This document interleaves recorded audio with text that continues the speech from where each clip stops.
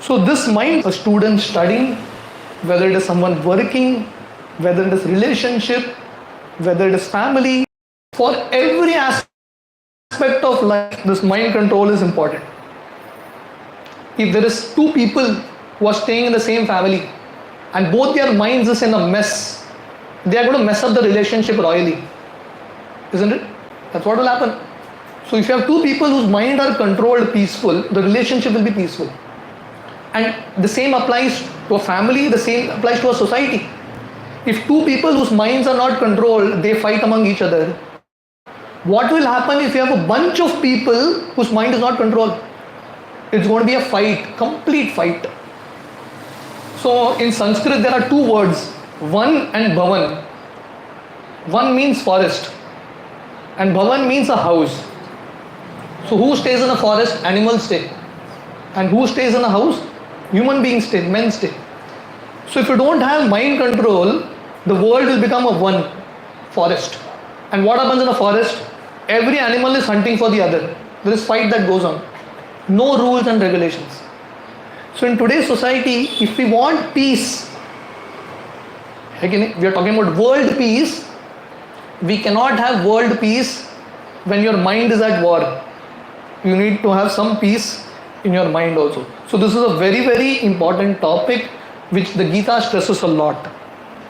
So if we see some facts of just India, you will understand how important this topic is.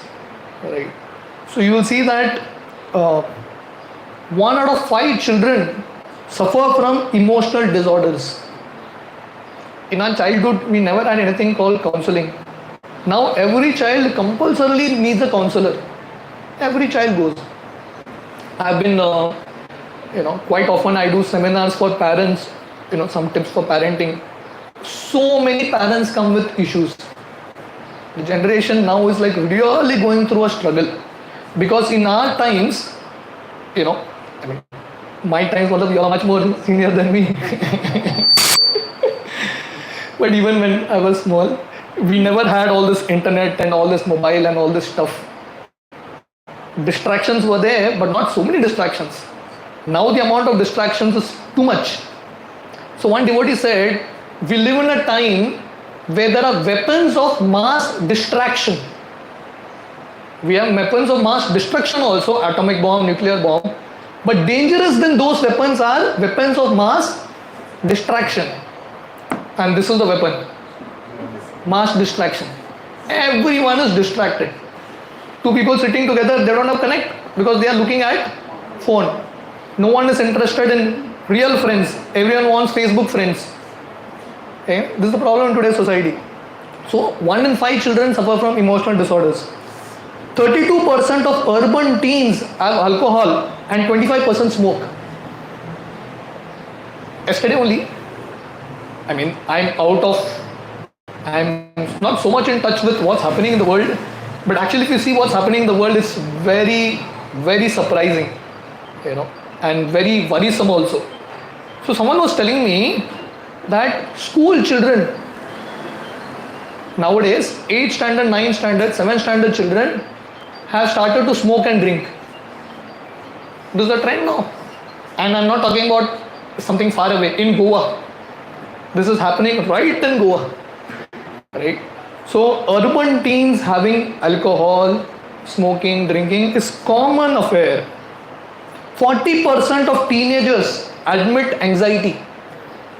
The word stress, depression, at least 20-30 years before it was not heard so much.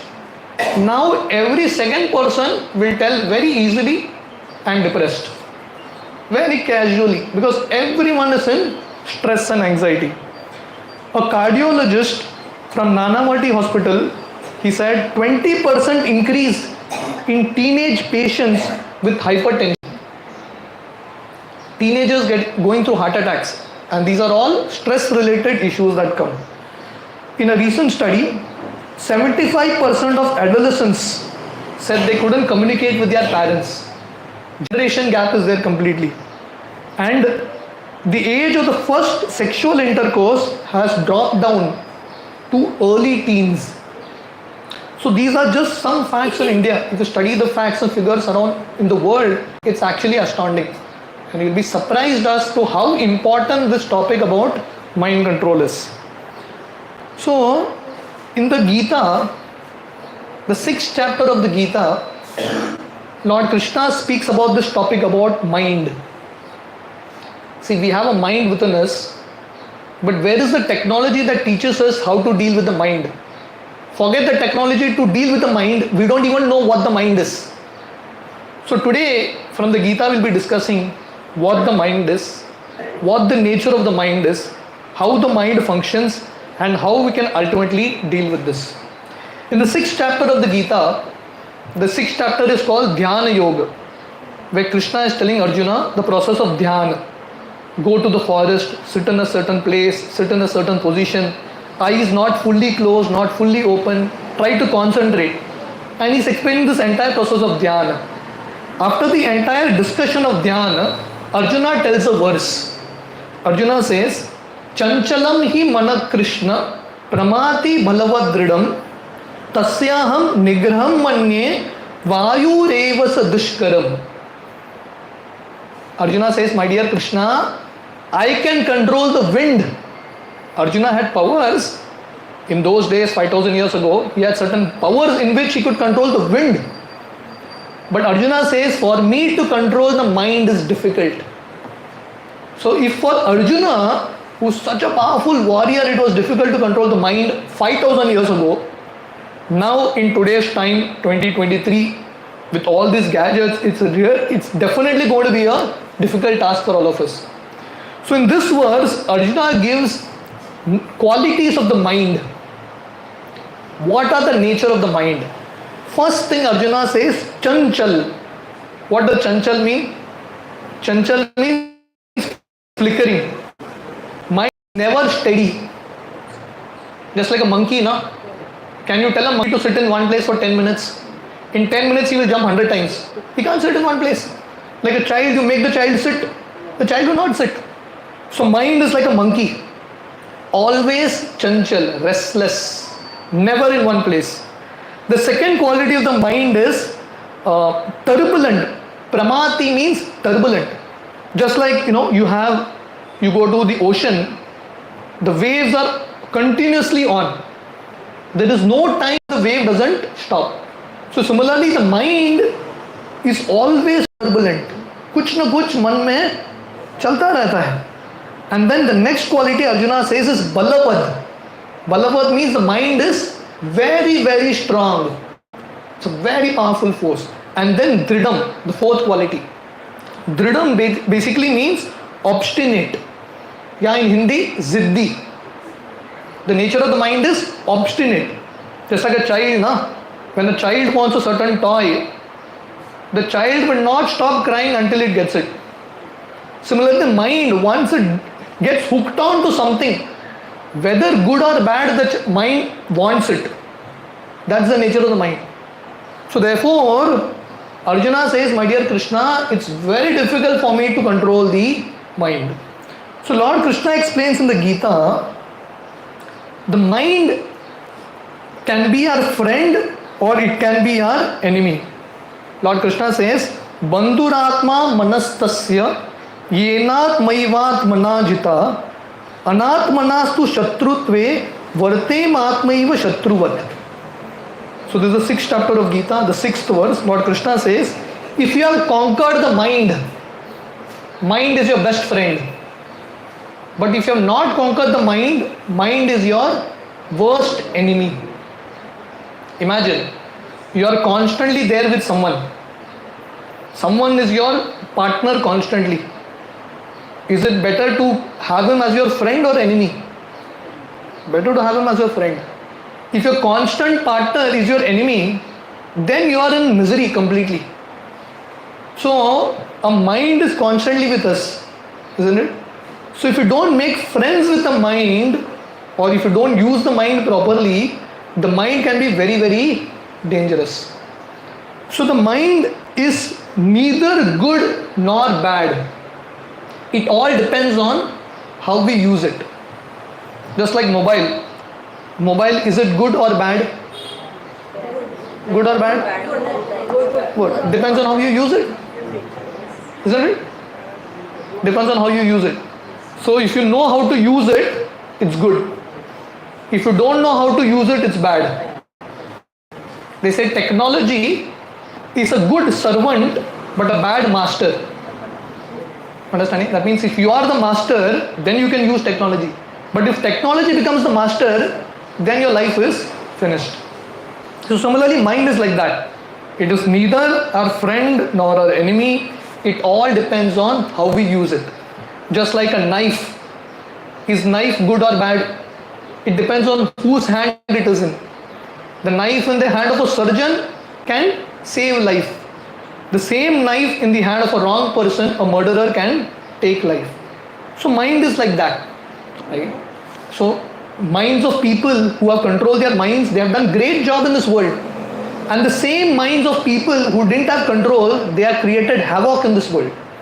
So it's a power, we just need to know how to use it. So the scriptures, our Vedic scriptures explain. So now I'm going to tell you. So till now I told you how important it is to control the mind. Because without mind control, we can never become successful. Just imagine if someone is studying. You all might have had children, grandchildren who are studying, right? So if a student is studying and if the student doesn't have mind control, what will happen? He is going to fail or he will not do well. That student may study for 10 hours, but if his mind is not there in the studies, out of those 10 hours, he is effectively studying only 1 hour. Understanding? So that means the effectiveness of the student decreases. Similarly, if someone is going to work, you are working for 8 hours in a company and the company is paying you. But if that employee doesn't have mind under control, then what happens? He is there 8 hours in front of the computer, but most of the time he is spaced out. So he will not bring effectiveness in the work. So without mind control, you cannot be good in your studies, you cannot be good in work, you cannot be good in anything in life. So till now we discussed the need for mind control. Now I am going to tell you a little what the mind is. ये मन क्या है और ये कैसे काम करता है. How the mind is, what the mind is and how it functions. ठीक है? So our Vedic scriptures explain that we have 3 bodies. हम सबके पास 3 शरीर हैं. Our body, this unit, is made of 3 separate units mixed together. The first body is called the gross body, stool sharir, made of 5 things: earth, water, fire, air, ether. In Sanskrit this is called Panch Mahabhut. 5 elements mixed together make this body, this gross body of ours. Inside this gross body is a subtle body made of 3 things: mind, intelligence, ego. Man, Buddhi, Ahankar. And inside that we are there. Who are we? The Vedic scriptures explain we are Atma. Just like you have someone who's wearing a shirt and then wearing a coat, right? So similarly, Atma wears 2 dresses, the subtle body and the gross body. These are the dresses of the soul. Just like in computer's language, hardware, hardware, this laptop, there is hardware. Hardware means what you can see, right? Inside the hardware there is software. If you have hardware but if you don't have software, there is no point of a laptop. Understanding? Hardware you can see, but software you can't see. You can't show me the Microsoft software. You can't see it. It is there everywhere but you can't see it. But if you have hardware, if you have software, but if there is no power, no electricity, will the laptop work? Will not work. Similarly, you may have gross body, subtle body, but if the Atma leaves, then gross and subtle also will not work. You understanding? So this is how the scriptures explain that we have 3 bodies. The Upanishad give us an example of how these 3 bodies function. So they gave this example: our body is like a chariot. हमारा शरीर एक रथ की तरह है. And this chariot has 5 horses. If this is an example, this is an analogy. If our body is like a chariot, we have 5 horses. And what are the 5 horses? The 5 senses. Ears, nose, tongue, touch. These are our 5 senses that we have. Okay? Through which we gain knowledge. In Sanskrit, this is called Gyan Indriya. Okay? We have 5 senses which are like the 5 horses. Mind is like the reins. घोड़ों को पकड़ के एक रस्सी रहता है घोड़ों को कंट्रोल करने के लिए. वो रस्सी मन है. That is the mind. Intelligence is the driver. सारथी कौन है? बुद्धि. और हम आत्मा कौन है? ये शरीर में passenger. We are the passenger. You getting this?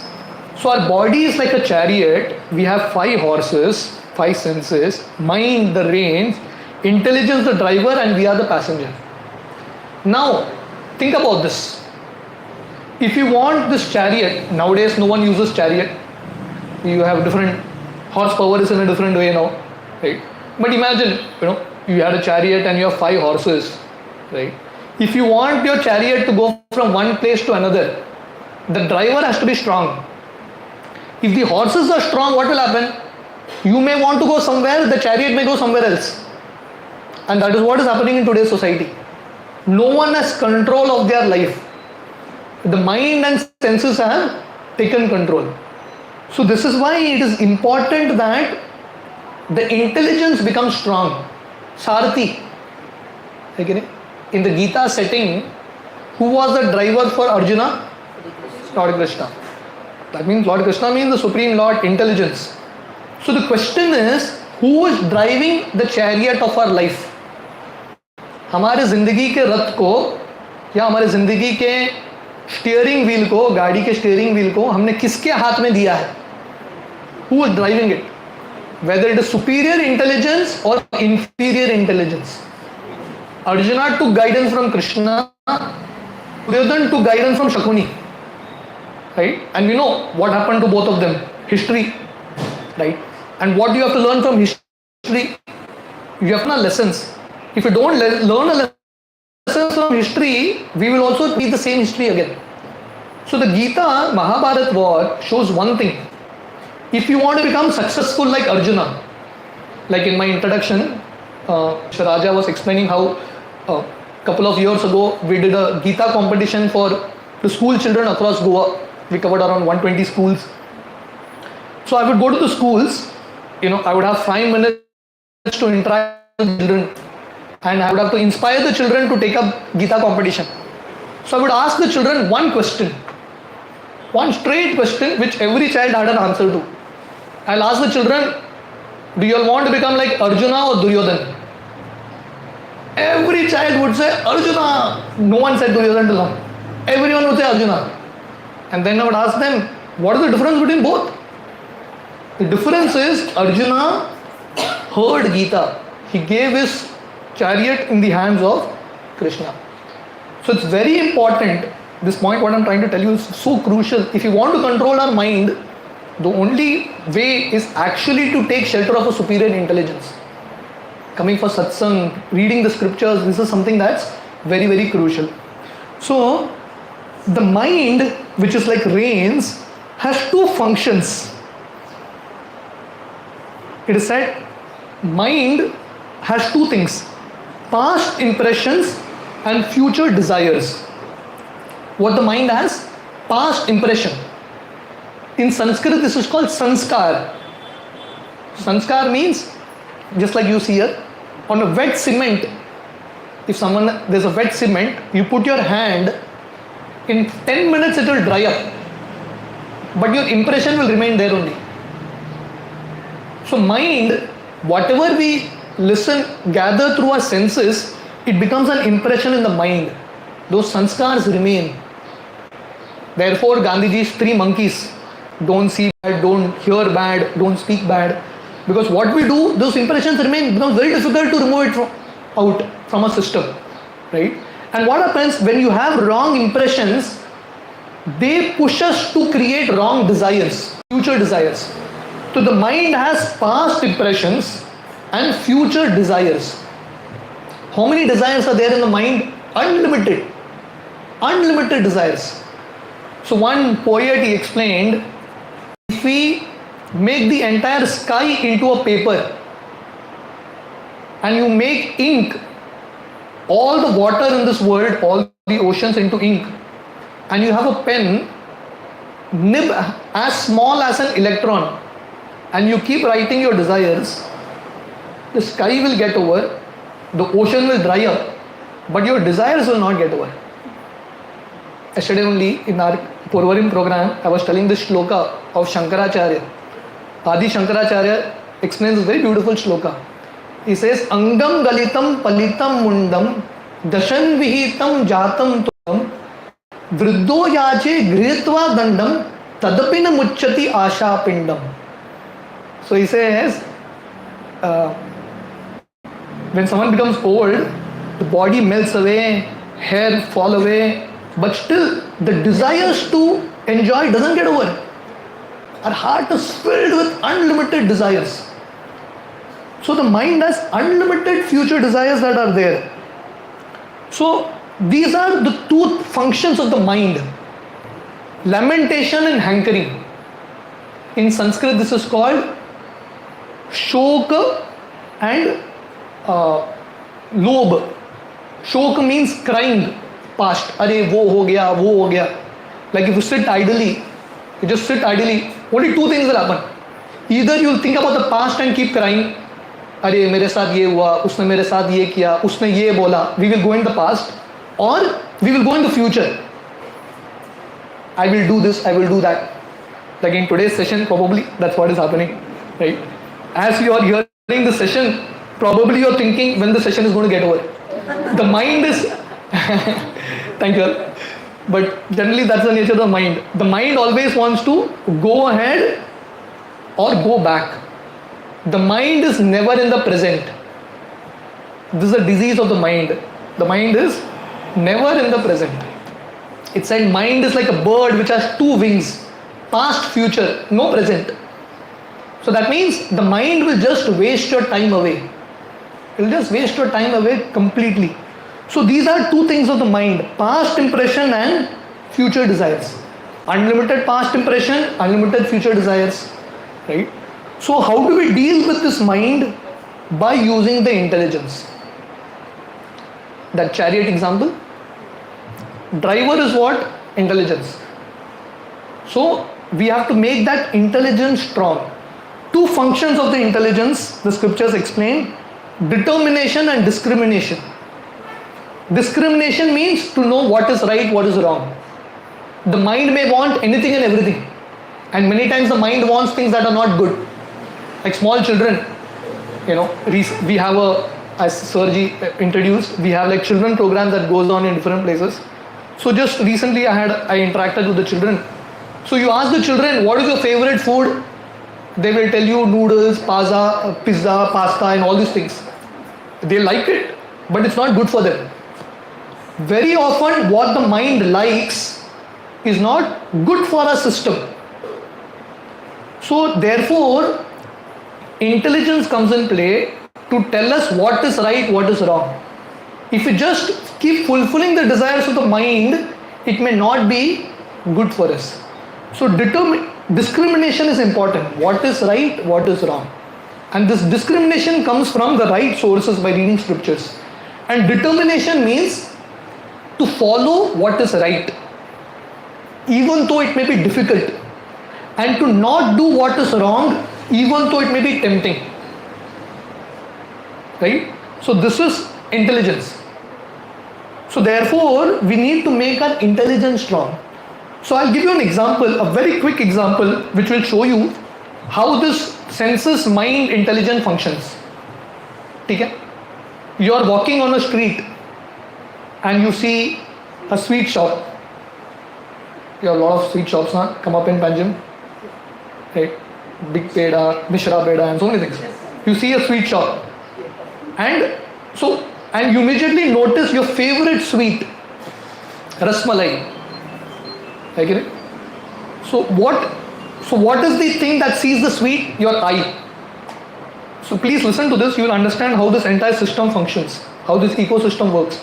Your eye sees that rasmalai. So eye is like an input device.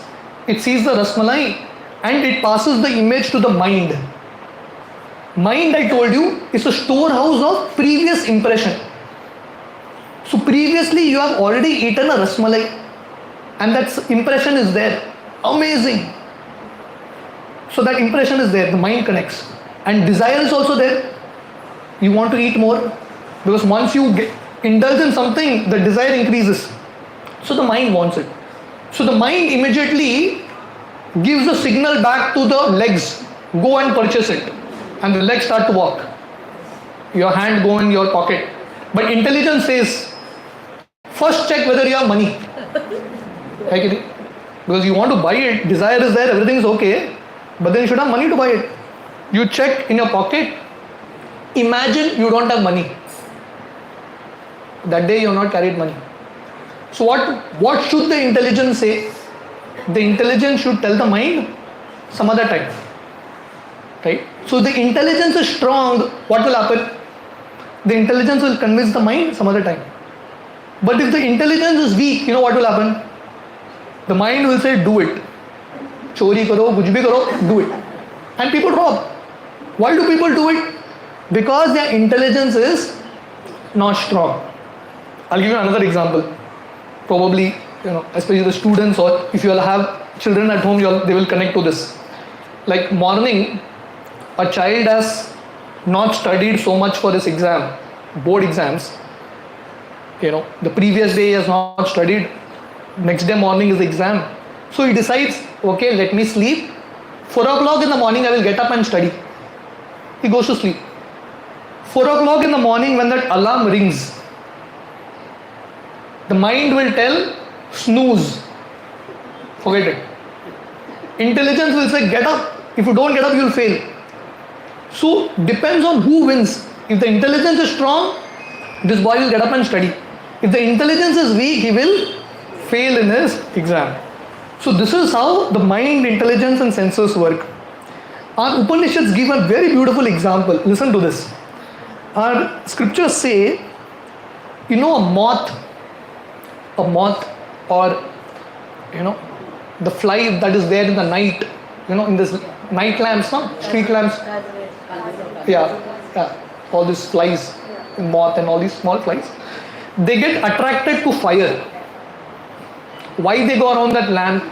Because their eyes get easily pulled to fire. They get very attracted. But that same fire kills them, they don't realize it. Next day morning you go, you'll find like hundreds and thousands of insects died in front of the lamp. So why have these insects died? Because they couldn't control their eyes. Got it? Now, this is the second example, a bee. Bee, it gathers information through the nose, smell. It goes and smells every flower. So what happens, a bee goes to a lotus flower and the lotus fragrance is so much, the bee sits on the lotus flower. The lotus flower, it blooms in the day and in the evening it closes. So the bee is so attracted to this flower, it sits on this flower, in the evening it closes, the bee doesn't even come out. She's so attracted. Next day in the morning when the lotus blooms, the bee is found dead there. Why did the bee die? Because it couldn't control nose. The next example the scriptures give is fish, which in Goa though is like a common example, right? How do you catch a fish? You put a bait, you put something, a worm or something. The fish is so attracted, the tongue it can't control, it goes and eats. It doesn't even realize there is a hook that is entering through the bait and the fish is caught. Why? Because it can't control its tongue. Elephant, in previous days, how they would catch an elephant is, they would dig a big hole, huge hole, fill it with grass, and they would send a she elephant to catch the he elephant. The she elephant was trained. So she would go and just touch the he elephant and come. And this fellow would come straight running and fall into that hole. because he couldn't control skin, the touch feeling. And then you have deer. Previously, they would capture deers by music. They would play music and they would allure the deers away. So this is a very beautiful example as scriptures explain. Each of this animal meet with its destruction because they couldn't control one sense. The fish couldn't control tongue, the moth couldn't control eyes, therefore all of them meet their destruction. But the irony is, human beings have all these five senses uncontrolled. Imagine what is going to be our destination. Not one, all five senses are loose. No one has control of eyes, nose, ear, nothing. Absolutely the system is let loose, wild. So therefore, it is all the more very important that as human beings we have control. Without a sense control, without regulation, without focus, you can't achieve anything in life. Neither material success nor spiritual success. It will not be possible at all. So now, till now we discussed the need for mind control, some little understanding of how the mind intelligence functions, what the mind is, past impression, future desires and all this. Now finally we will come to the last final section of this presentation. How do we control the mind? What are the practical tips for mind control?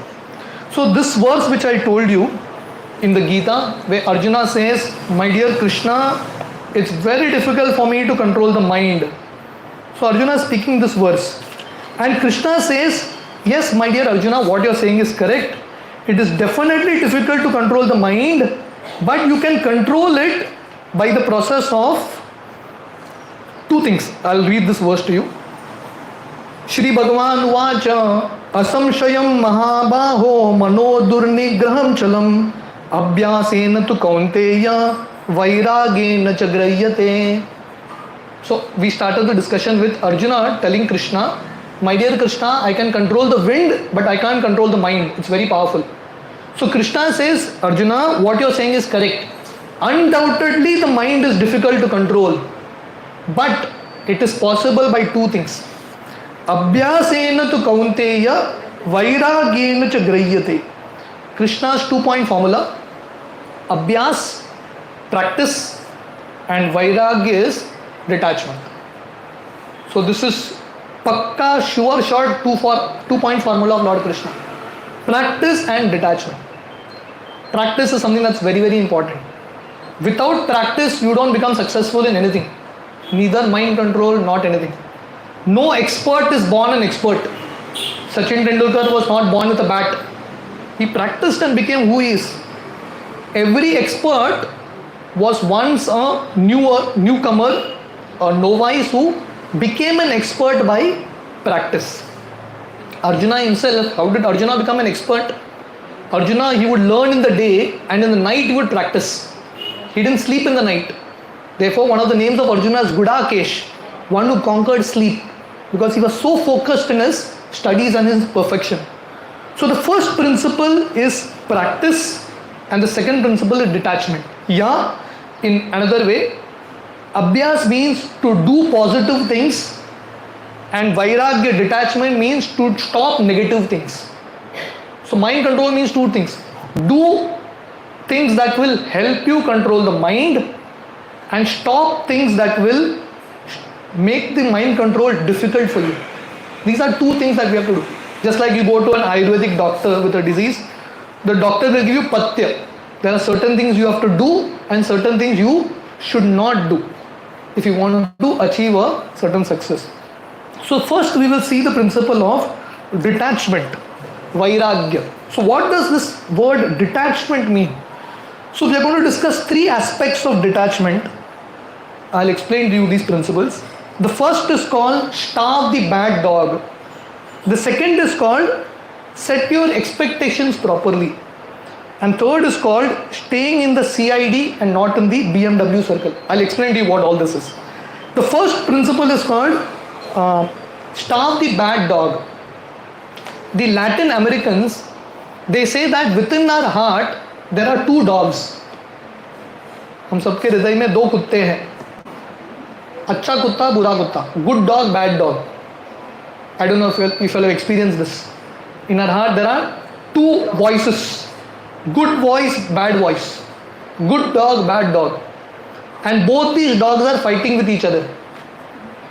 So good dog, bad dog fighting with each other. Which dog will win? Huh? Whoever is strong. Yeah, whichever dog is strong is going to win. Simple. है कि नहीं? If the good dog is like thin, like me probably, I'm okay. So the good dog is thin and weak, it can't even make a sound. When it barks, it is like a cat making a sound. And the bad dog, when it barks, it is like a lion roaring. What will the good dog do? Nothing. It will just get scared and go away. So the first principle is on mind control, detachment is starve the bad dog.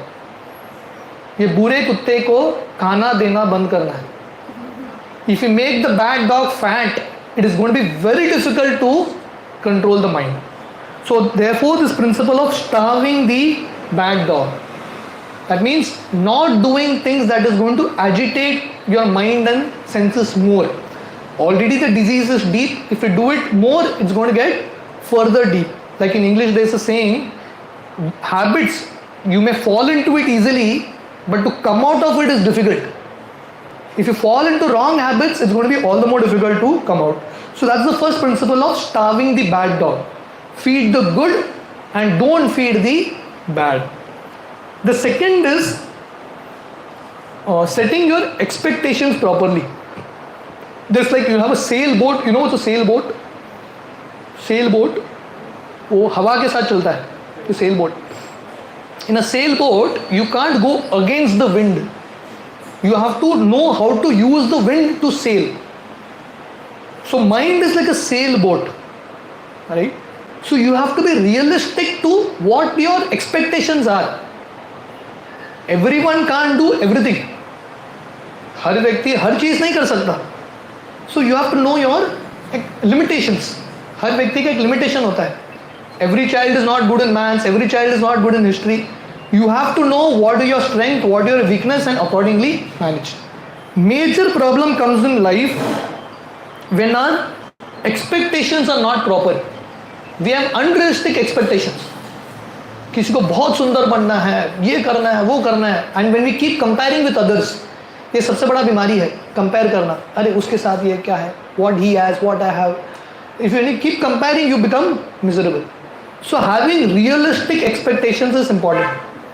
So in English there is a saying which says, what is stress? Stress is the gap between reality and your expectation. You have very high expectation, but the reality will not match that. So you will be in stress. So keeping your expectation on par with your reality is very, very important, right? So this is about expectations. So here is a very beautiful prayer. This is one of my favorite prayers. So this is by Saint Francis of Assisi. So he says, "O Lord, give me the courage to change things which can be changed, the power to change things which I can change, the serenity to accept things which cannot be changed." We cannot change everything in life, right? Certain things we have to accept. Certain problems cannot be changed. It has to be accepted. Certain problems which you can change, you change. What you can't change, accept. When you accept, you become a little peaceful. Whom you are staying with, can you change them? You can't change them. Just accept. And the wisdom to know the difference. What I can change and what I can't change, to know the difference between both. So this should be our prayer. So this is a prayer that will help us keep our expectations proper, that will keep us grounded in life. So, and the last principle was to stay in the CID circle. I'll tell you what it means. So here you see the circle of no control or the circle of concern, and inside is the circle of control or influence. We are concerned about many things, but we have no control of them. है कि नहीं? We are concerned about how that person behaves with me. Why is that guy like this? Why is this person like that? Why is it raining? Why is it hot? Do we have control of all these things? Then why we are concerned about them? Most of the things that we are concerned about, we can't do anything about it. We can't change people, we can't change situations. So let us not waste time in thinking about things which we can't do anything about. Rather focus on the circle in between, the circle of control. The circle of concern is you are concerned about weather, you are concerned about parents, your past mistake. You keep worrying about your past mistake. Can you change it? Can you go to the past and change it? No. So there's no point in worrying about this. We should be concerned about things which we can change, like our friends, our attitudes. In a relationship, you can't change the other person. But what we can do, we can try to change ourselves in such a way that our attitude to the other person is proper. So if we focus on this circle, you know what will happen? This circle will grow and it will affect, all these problems will reduce. But if we focus on this, we will become helpless. In today's world, many people play the victim card. Victim card. This is called, they keep crying. मेरे साथ अन्याय हुआ. Injustice is done to me. Unfairly I have been treated. This, that. And many times, the story that happened 20 years ago, they keep replaying the same story. I've seen that. People, they keep replaying the same story as if it happened yesterday.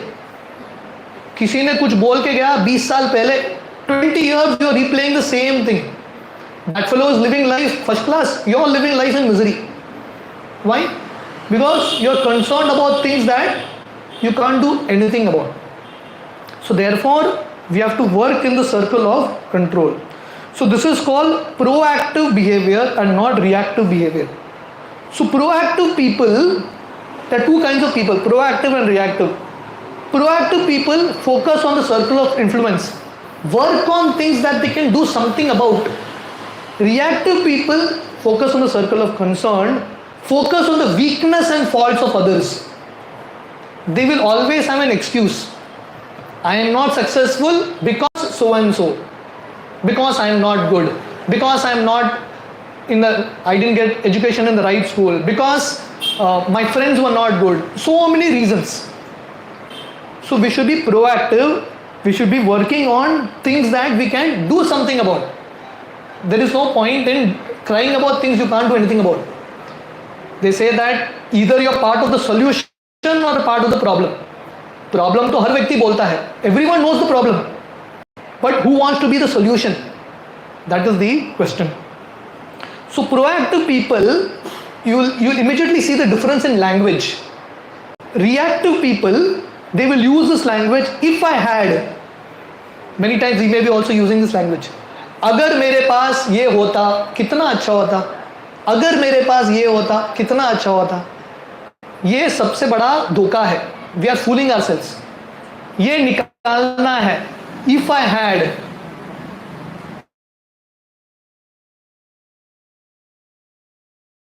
अगर ऐसा होता, अगर वैसा होता, ये सब सपना है. अभी वो है नहीं. अगर वगर छोड़ो, अभी रियलिटी है. So what we should be using, I can be more patient. Instead of saying, if this was so, I would have done, we should be saying, now I can do this. Whatever situation you are, what can I do? So therefore, the third principle which I showed you was staying in the CID circle. CID circle means what can I do now? जो भी है, whatever position we are, good, bad, now what is that? What should be your question? What can I do now? अभी मैं क्या कर सकता हूँ, क्या कर सकती हूँ?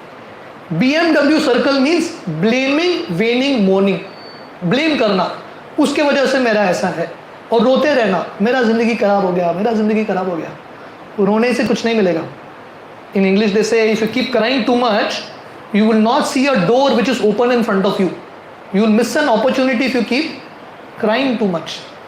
There are reasons to cry, but we need to wipe our tears and see an opportunity. So therefore, we need to focus on the CID circle. What can I do now? Whatever has happened, good, bad, wherever I am, I can always improve myself from this point on. That was the detachment part.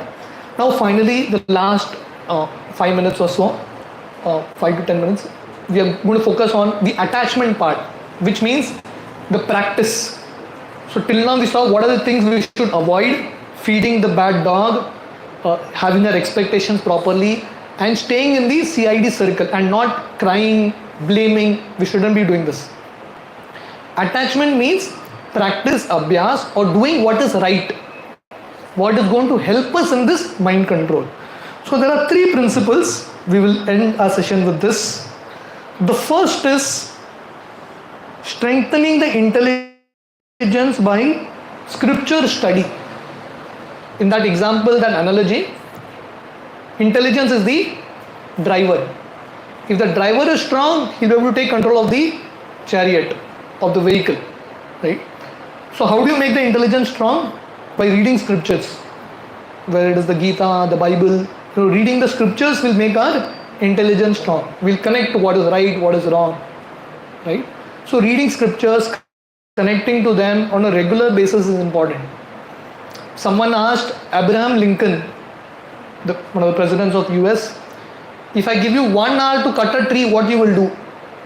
Abraham Lincoln said, 45 minutes I will sharpen the axe, and in 15 minutes I will cut the tree.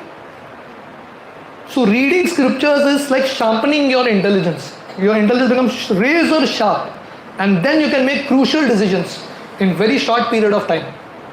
So this is something that's very, very important. Removing time to read our scriptures. Like I told you, my entire presentation today is from the Gita. The Gita has so much wisdom in these books. All our problems, there is a solution, right? So opening these books, reading them, is that something that's very, very important. Second principle of attachment is simplifying our mental furniture. That means living a simple life. Many times we overly complicate our life. Our life becomes like overly complicated. So simplifying our life is very important. One time there was one guest who came to meet a yogi. And this yogi was living in a simple ashram. He had one chatai, that's it, probably one small table. So this guy, he came to meet this yogi and asked him, you don't have a sofa also in your place? So yogi told him, sorry, I don't have anything to offer you. So guest told him, I'm not asking about me, I'm asking about you. You stay here, you should have some comfort at least. I am a guest, I will come and go tomorrow. So the yogi said, I am also a guest. I am also a guest in this world. We are also there for a very short time. So why to complicate our life? Just like people who travel, if you carry too much weight, it's going to be difficult for you to walk. So traveling light, simplifying our life. What is needed, only buy those things, right? What you don't want, give away. And even mentally, we accumulate so much wrong stuff. Imagine your house, you have bought and so much stuff is stuffed inside in the house. There's no place for you to move. So if you want to live happily, things that you have never used, why to keep it? Just give it off. There's more space for you to breathe. Similarly, mind, when we overcomplicate it with too much stuff, too much negativity, we keep holding, it becomes miserable.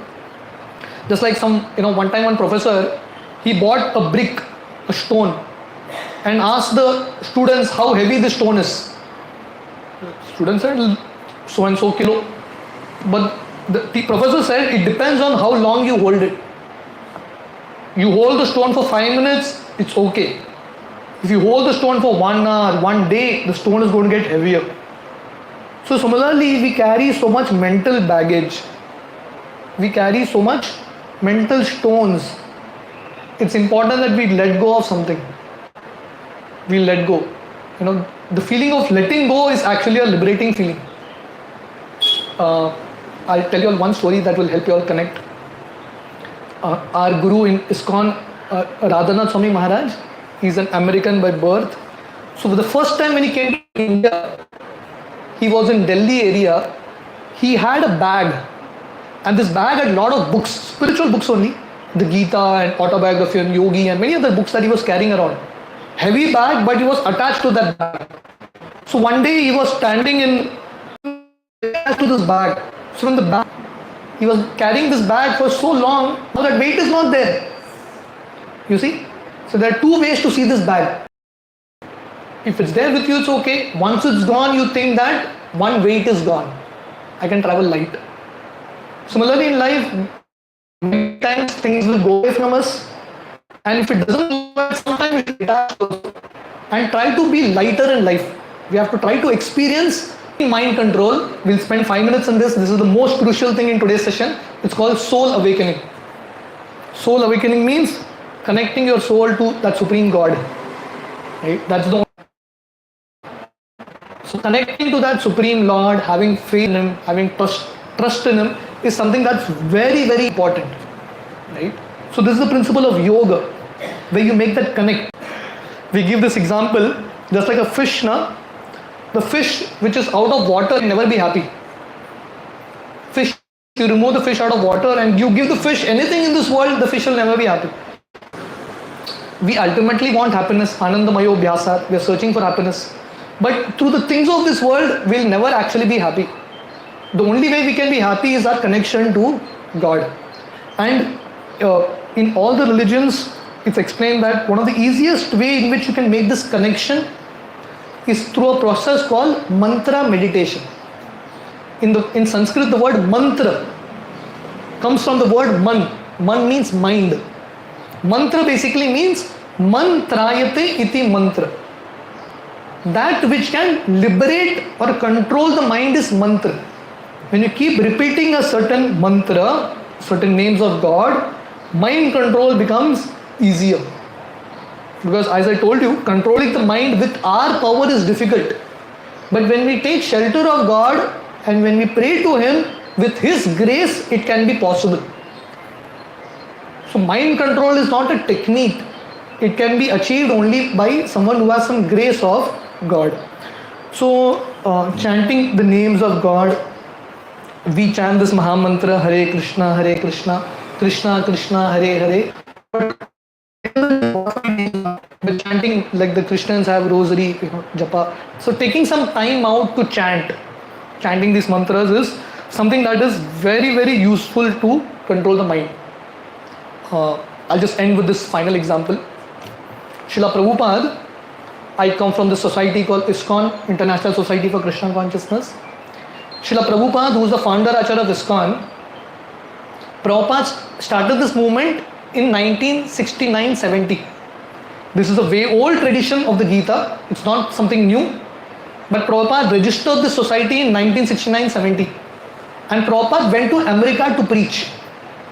So when Prabhupada went to US to preach, you know who are the people who are coming to Prabhupada? Hippies. Hippies. If you'll know what the hippie culture is. Hippie culture means don't follow any rules. That is hippie culture. In hippie, in those times, they had a rule. Don't listen to elders.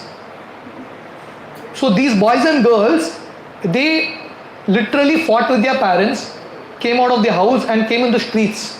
They rejected family, they rejected jobs, they rejected the society basically. And they were just living life. No rules and regulations. They wouldn't take bath, they wouldn't marry, they would just have enjoyment with anyone and everyone they wanted. No rules and regulations. That means mind completely disorganized. And Prabhupada was preaching to these people. In few months, in connection with Prabhupada, all these people became clean, responsible boys and girls. Clean dress, started to follow a life of service. Throughout the day they would do service, a clean diet, a clean lifestyle. They stopped all wrong habits. They were into drugs, intoxication and so illicit sex and so many things. They stopped everything. Pure life. That means just in few months they achieved this mind control. How? Prabhupada gave them this Maha Mantra. Prabhupada made them chant.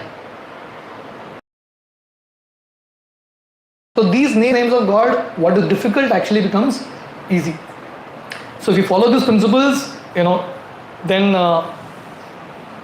mind control can actually become, the difficult task can actually become easy, and it also can become a blissful journey. The entire journey can be very meaningful. Thank you very much. Hare Krishna. Any of you all have any questions, any comments?